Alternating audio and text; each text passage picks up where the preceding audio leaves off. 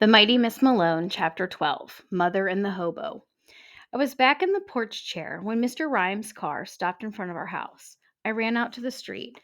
The car door opened and I stopped breathing. Grandma Sutphin, Mother's mother, got out of the car. Then I saw it was Mother, looking like she'd got 50 years older at the hospital. She thanked Mr. Rhymes, smiled at me, and said, "Come inside, Deza. Get Jimmy up." I wanted to ask what happened, but she would have told me if there was bad news, wouldn't she? But why did she want to talk to me and Jimmy together? That's what you do if you're about to say something so horrid you can't bear to say it twice. I ran to Jimmy's room. "Come quick, Mother wants to talk to us." "Tell her I just need a couple more." I snatched the covers off. "Get up now." Okay, sis. Hurry up." I sat next to Mother on the couch. It was a good sign that instead of hugging me, she just smiled. A sad and puny smile, but it was a smile. Jimmy came in rubbing his eyes. "What's wrong?" Mother patted the couch next to her. "Sit here, dear." Jimmy didn't move. "What's wrong?" I said, "Please, Jimmy, it's about Father." He sat next to Mother. "What?" Mother told him about the fishing trip and how Father hadn't come home yet. Then Mrs. Kenworthy came by earlier and told me they'd found two Negro men. My head started spinning. Mother squeezed my knee. "It wasn't your father. Hank Williams was found in the lake by some fishermen, and Carlos Coulter was found on shore." Jimmy said, "Found? Does that mean they're—" Mother took his hand. "Yes." Jimmy jerked his hand away and stood up. "What are you saying? How do you know Pa went out with them? He probably didn't even go with those men." "James?" "No, Pa ain't dead. I can't believe you think he was. I'd know if he was, and he ain't." He ran to his room and slammed the door. He yelled, "Daddy's all right. I'ma show you."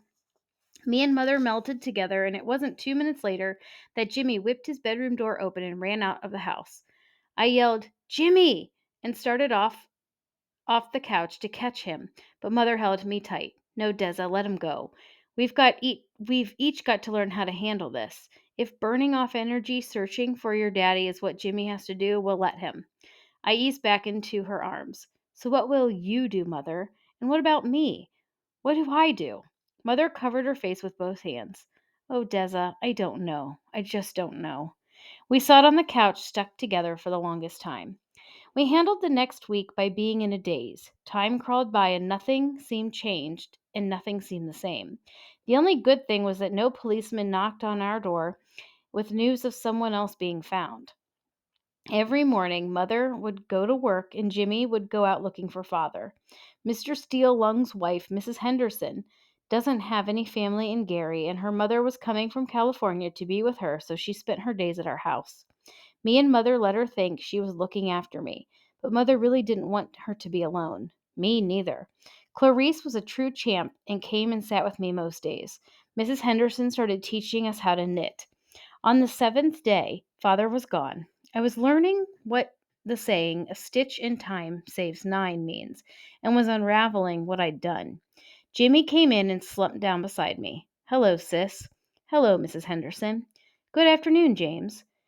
Jimmy asked me, "How come you're tearing up that—" There were heavy footsteps on the front porch. Then lightning hit me when I heard Mother sounding horrible and strange and weak. "Jimmy! Deza!" Jimmy threw himself on the floor and curled into a ball with his fist against his ears. Me and Mrs. Henderson jumped bolt up. Her yarn fell from her lap and bounced across the floor until it bumped into Jimmy. Mother's cry came again. Jimmy kept his fist in his ears. "No, no, no!" I ran to open the door and saw Mother looking like she'd completely lost her mind. Her arms were wrapped around a man, a very poor, very raggedy man. She said, "Deza, sweetheart, Jimmy was right. Look, darling, look." I looked at the man. "It's your daddy." Then I understood. This was just another nightmare. It wasn't Father at all. I looked down to make sure I was dreaming, to make sure I was still in bed with my patent leather shoes on, but all I saw were 10 toes on the wooden front porch. Oh no, this was real. This was real. I kept my eyes down and looked at the man's feet. He was wearing blue cloth slippers. His legs were gray and ashy, like they hadn't seen or hadn't been near a jar of Vaseline in 100 years. He had on two big blue jeans and one of those white hospital shirts. I looked at Mother and got even scareder. Her heart was so broken that she'd found some poor hobo from the park and had brought him home thinking he was father. The man said in a hoarse voice, "My darling daughter Detha, don't you recognize your delightful daddy?" I looked again. The man's voice was rough and hacky, like father's after a long night of coughing. But father never had such a bad lisp. He was too small to be my father. He was bony and scraggly looking. His hair was snarled, and he had a stubbly beard. The skin around his eyes was dark and bruised, like he'd been in a fight. There were big clumps of dried white stuff in the corners and trails of gray running down his cheeks. What really let me know this wasn't father was his mouth. The same mouth that sounded a little like my father was nothing like Roscoe Malone's. The man's lips were twice the size of father's, and a big cut with stitches ran from the nose across the tip of his mouth. Excuse me. When he looked at me through those swole up, gray streaked eyes, he smiled, and I knew I had lost both of my parents, father to Lake Michigan and mother to craziness. The man had no front teeth at all. My father is very proud of his teeth and brushes them twice every day. It even looked like the hobo had stitches in his tongue. Mother said, "Deza, where's Jimmy? Get him up. Run and tell him that your daddy is alive." Jimmy ran onto the porch. The poor hobo reached his hand out and mumbled, "My genuine, gentle, jumpin' giant Jimmy." Jimmy's face hardened. "My fine, friendly father figure?" Mrs. Henderson walked onto the porch, her hand holding the knitting needles over her mouth. Mother and the hobo stopped smiling when they saw her. Mrs. Henderson had lost her mind too. "Roscoe, please, where's Steve?" The man said, "Helen, I'm so sorry. He didn't make it. He with me," and Mrs. Henderson's arm jerked, and one of the needles left a nasty scratch across her forehead. I snatched the needles away.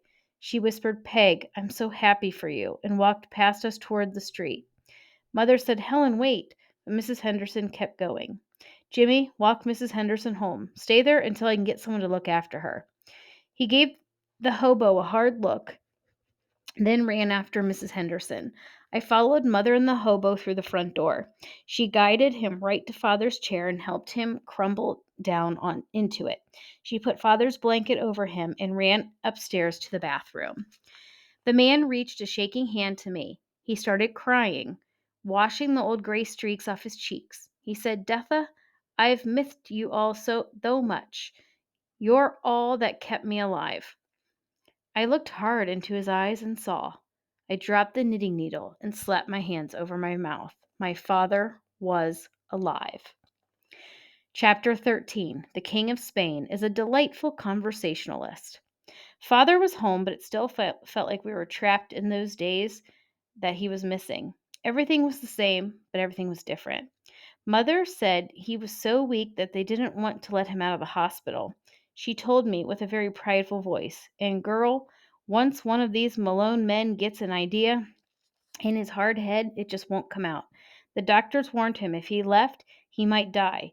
Your daddy told those doctors, I've gone through all this time without my family. The only thing that's going to kill me now is if I go through one more second without them. Unless you've got a pistol in that coat and are going to shoot me, get out of the way. I'm going home." Mother shook her head. "That's exactly what your daddy said, and he meant it." She put her hand over her mouth to hide a smile and said, "Well, he didn't say it exactly like that. He actually lisped his way through the whole argument."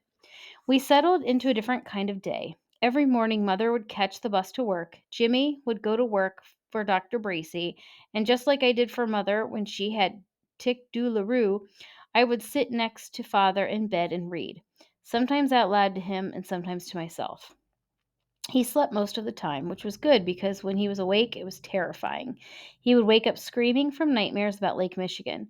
Mostly he would shout or cry or yell at Mr. Steele Lung. Sometimes he'd apologize to him. Every time he'd yell, I'd set my book down and tell him, "It's all right. You're safe at home." He'd look around, then finally would calm down and go back to sleep. Every day I did something Mother and Father would do to me and Jimmy whenever we got sick. I kissed Father's fevered forehead 3 times and said, "Kisses, kisses, kisses make you stronger." One day when I kissed him in the coolness of his forehead surprised me. His eyes blinked open. He smiled. "Yes, my darling Detha, it worked. Your kisses have made me stronger. I plopped down on his chest and hugged him. Oh, Father, that's just as what I wanted. Welcome back, my dearest, delightful daddy. For the first time in a million years, my father laughed. It was a rusty old laugh, but it was a laugh, and it felt like chains breaking off of him. It made the hairs on my neck stand up. Oh, he said, how tharper than a serpent's tooth if to have a thanketh bratty little child. You're actually going to sit there and mock your poor dearest delightful daddy's new lisp? I kissed him again and again and said, yes, yes, yes. And it really is about time you pulled yourself together, mither. I'm not mocking you. No, well, it thur soundeth like mockery. He put his hand over his chest, and it thur feeleth like mockery to my heart. I looked to see if he was serious. No, father, it isn't. It comes from a book I read. He coughed a couple of times, then said, I know the book. It's called How to Be Disrespectful and Abusive to a Good Man. I laughed. Not that one. I can't remember the book's name, but it told about how the people who speak a certain kind of Spanish lisp all the time. Father said, I think I know that theory, but tell me anyway. Okay, I cleared my throat and waited for a second, settling into the story. Once upon a time, there was a king of Spain who, Father said King Ferdinand, right? Father, who's telling this, me or you? Sorry, go ahead. Okay, I put my hand on the pillow next to Father's. From the day he was born, this Spanish king was kind and loving and showed great character to everyone. But the whole country felt sad for him because he had talked and had a very strong lisp. Father said, a lisp? That's just terrible. Father! I put my hand over his mouth as softly as I could. The stitches in his lip poked at my palm. Whenever the king would talk to someone he lisped so badly, the people would answer him and lisp too, not to make fun or mock him, but to show him how much they loved. I kissed Father's cheek, and respected, another kiss, and honored him, another kiss. That is what I'm doing, Father, not mocking you. Father smiled and said, thank you, Detha. That is beautiful, but I'm afraid it's a myth. I said, what? You're afraid it's a miss? Father laughed again. I said it was a myth. myth. Myth. Smart Alec. You know what, Father? Sometimes myths are a lot better than what really happens. That's why I started that story with Once Upon a Time. His eyes closed. Detha, you're right. Sometimes myths are better than what really happened. Just like that, he was back asleep. I couldn't wait for Mother and Jimmy to get home so they could see that Father was back to joking and talking and being silly. Back to being himself. Dr. Taylor came by and took Father's stitches out of his mouth and said he was doing much better. Doc said once all the swelling went down, Father wouldn't lisp as much. That evening, Mother took Father's supper upstairs, then came back down and sat with me and Jimmy at the dining table. Okay, Mother said. We haven't had Chiefs and Children's Chow Chat for a while. Darling daughter Deza, what new and exciting things happened to you today? I told them everything that me and Father had talked about while they were out working, how he was letting me read to him, and how he was taking himself to the bathroom. He was even practicing putting his tongue up against the roof of his mouth so he wouldn't lisp as much. Me and Clarice were very impressed. Mother said, now to the genuine, gentle, jumping giant Jimmy. What was your day like? Jimmy told about working for Dr. Bracy, about finding coal along the railroad tracks, and how unbelievable fast trains go through Gary. They're like rocket ships on wheels. They make your whole body shake. Me and Mother held our breaths when he said that. I could see cut in half slices of Jimmy flying through the air after he got the speed of a train wrong, but we both kept quiet. Saying anything would make my brother do something insane and prove he wasn't scared of trains. Jimmy and me said together, what about you, our marvelous mammalian matriarch? How was your day? Mother told us about what was going on with the Carsdales, how things were so bad in the country that even he might lose his job as president of the bank. The poor dears might have to cut back to 3 vacations this year. Jimmy said, oh no, they aren't going to have to sell one of their rocket ships, are they? Mother started to answer, but before she could, we all froze. Father was standing in the dining room door, looking like a ghost, a skinny ghost with a plate in his hand. Mother said, "Roscoe Malone, what on earth are you doing? You should have asked. We'd have helped you down." We all rushed to him and guided him to his seat at the table. He said, "Thank you. I just needed to get back where I belong." Jimmy said, "Great, Daddy. You had perfect timing. It's your turn to tell about your day." Me and Mother gave Jimmy a dirty look, but Father said, "What did I do today? First, I slept, then I slept some more, then I got up to take my nap, then I ended up the day by sleeping a little more before I finally went to sleep for the night." We all laughed. "I've got to let you know what happened on Lake Mythic again. Roscoe, you don't think you should just relax and have your—" Father said, "All I know is that I have to tell what happened out there. Roscoe, maybe you're— Peg, I really need to talk." Mother looked at him hard. "Children, go outside until your father and I are done talking." Father stood up. "No, I need to tell all of you." Mother stood up and put her hand on his arm. "Roscoe, you're just going to—" Father snatched his arm away. "Don't worry, Peg. I'm going to tell the truth. I won't lie." Mother's 111 lines popped up and she sat very slowly back in the chair. She picked up her fork and started pushing around the carrots Jimmy'd brought home. Father said, "No one's to blame. We had bad luck from the jump. It went wrong right away, but we couldn't do anything about it. How can they who did what wrong?" I stared down at the plate. I looked over at Jimmy. He was just as scared as me. Mother pointed at us, then the door. We were happy to leave. Seeing Father like this was worse than seeing him out cold in bed. I got up, leaned down. "Kisses, kisses, kisses make you stronger." He wrapped his arm around me and Jimmy. "Thank you, Detha, Jimmy. Thank you all for everything. I apologize, Peg."